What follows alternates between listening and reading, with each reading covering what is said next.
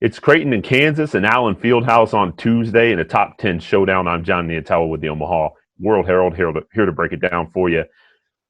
It's a big game, obviously, for the Jays. It's the most anticipated non-conference game this year, and maybe in a couple recent years, playing a big-time program in Kansas. An opportunity, obviously, for the Jays to make an impression nationally, to earn some credibility, and maybe to reaffirm internally within this group that the success of last year, they can carry that over into this season. I mean, conventional wisdom would tell you that Creighton, based on what it did last season, earning a share of the Big East championship, finishing number 7 in the final AP top 25 poll, that's possible to be replicated, even likely to be replicated, given that Creighton brings back 4 starters, 6 of its top 8 rotation players, and is adding a couple pieces that have already proven through 3 games to be impact players. So you would think, yeah, Creighton's ready for this moment, but it's a little bit of a different team and obviously a different season. So you still have to prove it, right? And so this is Creighton's opportunity to do that against Kansas.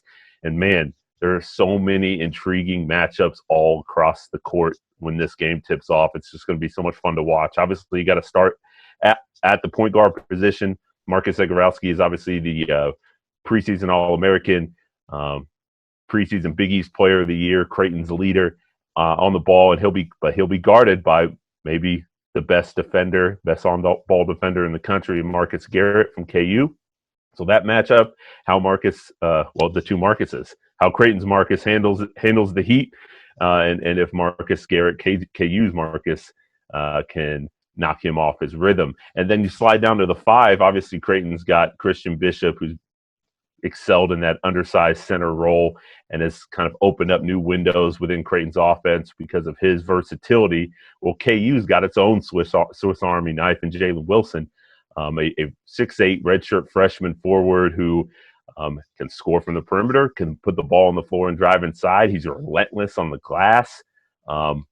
He's opened some things up for KU and allowed the Jayhawks to play small. So that interchange, those guys going at it, how each team decides to defend those two is going to be really intriguing as well. And I think the coaching matchup, for those who like the nitty-gritty X's and O's type stuff in college basketball, I mean, Bill Self, in my mind, is one of the best, if not the best, in-game strategist in the sport. His ability to make adjustments on the fly and react to certain tactics that opponents are using and find a counter to that, I think he's really good at it. He's proven.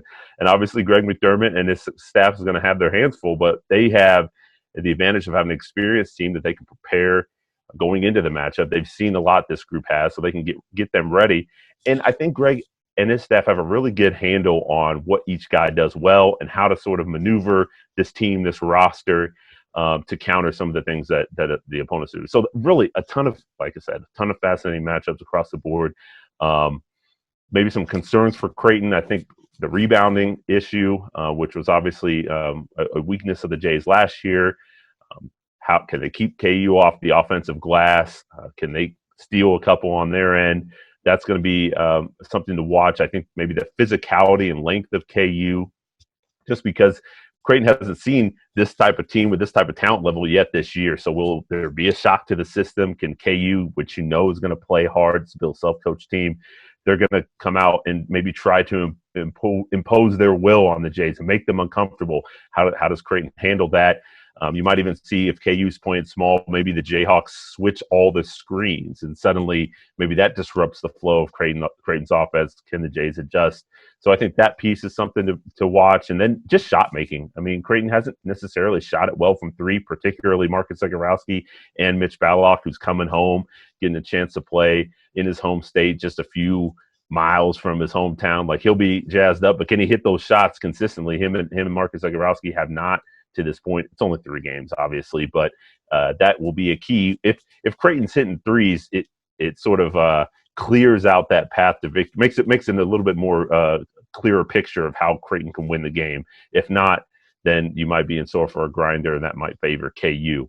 But with all that said, I actually am picking Creighton to win. I mean, that probably goes against most of the experts and the analytics, but with the way Kansas has played over the last week, there's some signs for concern there.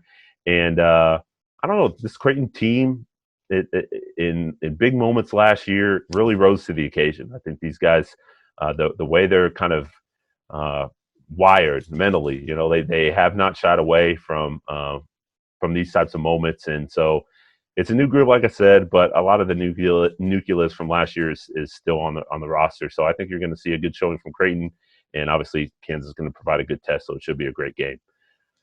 If I'm wrong, well, you can yell at me on Tuesday, all right? Appreciate you watching this video. Check out all our coverage on omaha.com. I'm Jon Nyatawa. Thanks for watching.